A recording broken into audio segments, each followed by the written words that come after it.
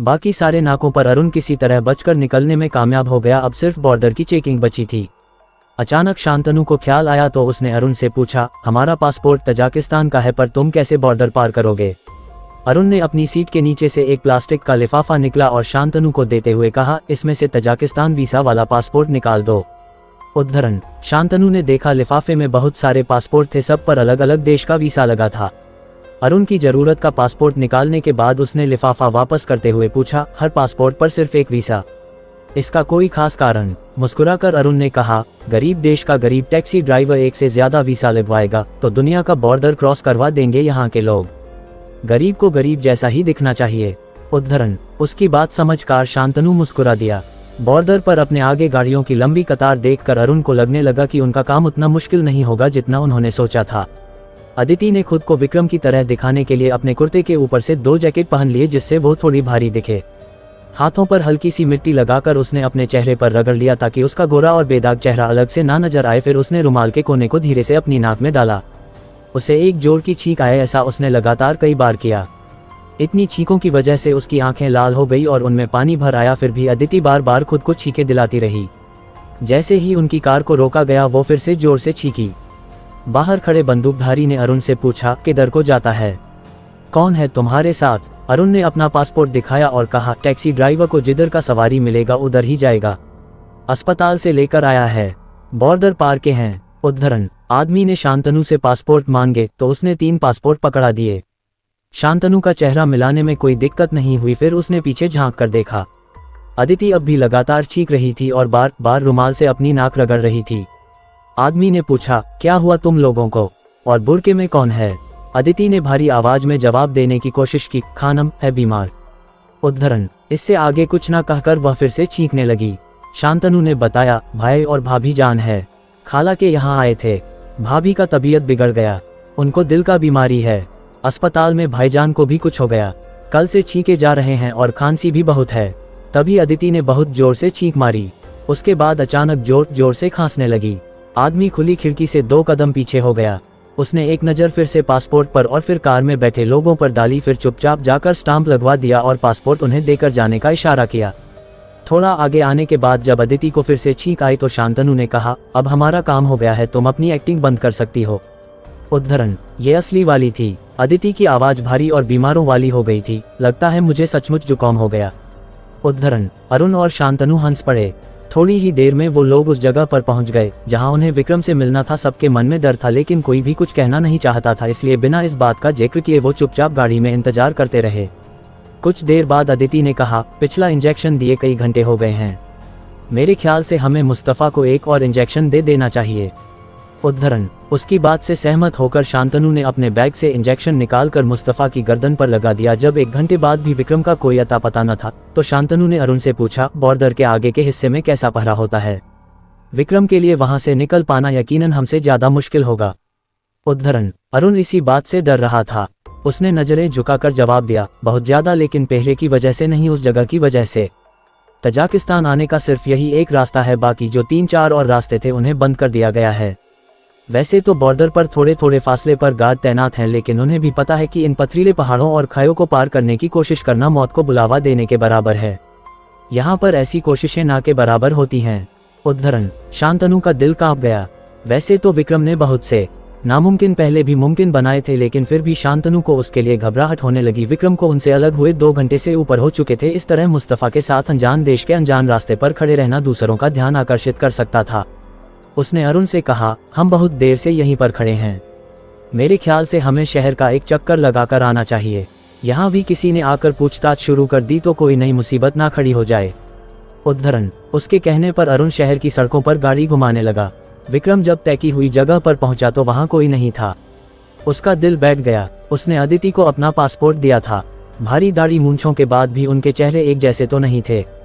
Passport देते वक्त उसने सिर्फ इतना सोचा कि शायद अंधेरे में बहुत गौर से शक्ल ना मिलाई जाए, लेकिन अगर वो लोग अब तक यहाँ नहीं पहुंचे थे तो इसका मतलब वो किसी मुसीबत में थे। अगर वो लोग पकड़े गए तो मुस्तफ़ा की पहचान होने में वक्त नहीं लगेगा। तभी सामने से आती गाड़ी की हेडलाइट विक्रम के ऊपर पड़ी तो उसने हाथ उठाकर अपनी आंखों को ढक लिया।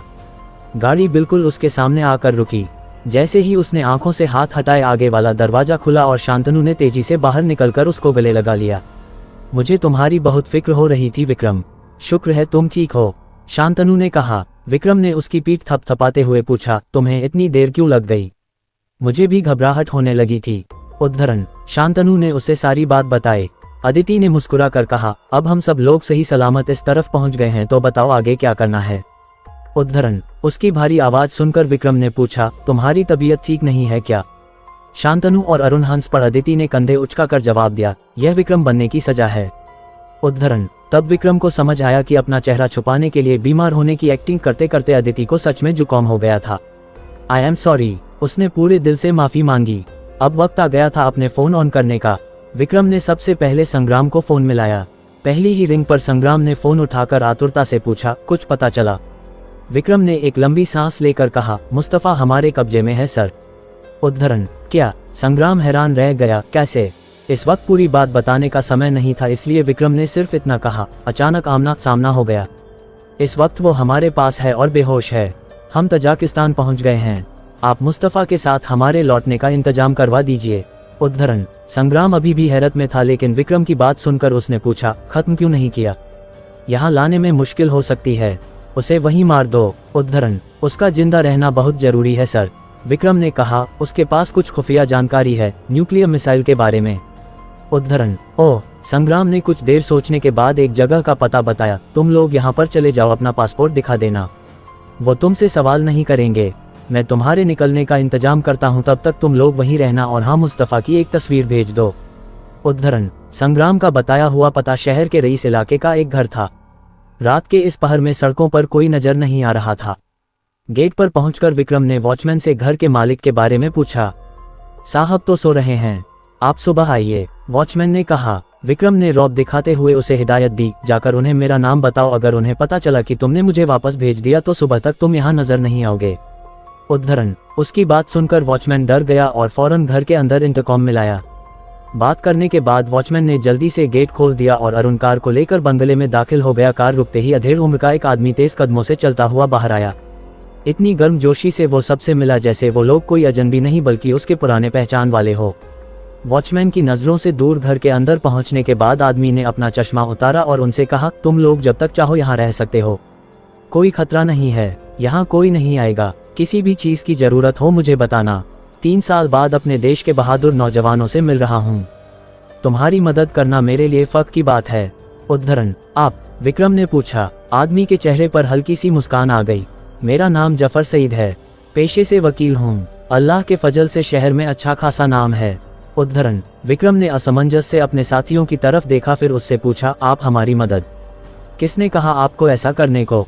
जफर ने नर्म आवाज में जवाब दिया, मैं मुंबई का रहने वाला हूँ, 10 सालों से यहाँ हूँ। तुम लोगों की तरह मैं भी अपने देश के लिए हाथ में बंदूक पकड़कर दुश्मनों का सामना करना चाहता था, लेकिन मेडिकल के दौरान पता चला कि मेरे दिल में छेद है। ज्यादा दौड़ने भागने या कसरत करने का काम मैं नहीं कर सकता। अचानक हुई एक मुलाकात की वजह से मैं संग्राम सिंह के संपर्क में आ गया। हमारी दोस्ती तब से है जब वो एक सैनिक था। कुछ साल पहले 2 हिंदुस्तानी यहाँ किसी मुसीबत में फंस गए थे, तब संग्राम ने मुझसे मदद मांगी थी। उन आदमियों के पास हथियार देखकर मुझे शक हुआ तो मैंने संग्राम से बात की, तब उसने मुझे अपनी एजेंसी के बारे में बताया। तुम लोग सोच भी नहीं सकते कि मुझे कितना गर्व होता है ये सोचकर कि मैं संग्राम का दोस्त हूँ और तुम्हारी मदद करने का जो ये मौका मिला है इसने मेरा सीना चौड़ा कर दिया। छेद वाला है फिर भी दिल है हिंदुस्तानी। उद्धरण, उसकी बातें सुनकर विक्रम और उसके साथी आश्वस्त हो गए, लेकिन उन्होंने फिर भी मुस्तफा के बारे में असलियत नहीं बताई, सिर्फ इतना कहा कि इस आदमी को वापस लेकर जाना ही उनका मिशन है। जफर ने उनको आराम करने के लिए कमरे दे दिए। मुस्तफा का बुर्का हटाकर शांतनु उसकी तस्वीर खींचते ही वाला था कि विक्रम ने उसे रोका। भले ही मुस्तफा 1 साल से गायब था, फिर भी मुमकिन था कि कोई उसे पहचान सकता था, इसलिए जरूरी था कि मुस्तफा की शक्ल थोड़ी बदली जाए। विक्रम ने शांतनु को उसकी दाढ़ी, मूंछें और सिर के बाल पूरी तरह से साफ करने के लिए कहा। फिर उसने जफर से पूछा कि उन्हें सिलिकॉन मास्क मिल सकता है क्या। मास्क शायद ढूंढने पर मिल जाएगा, लेकिन उसके लिए हमें सुबह दुकान खुलने तक का इंतजार करना पड़ेगा।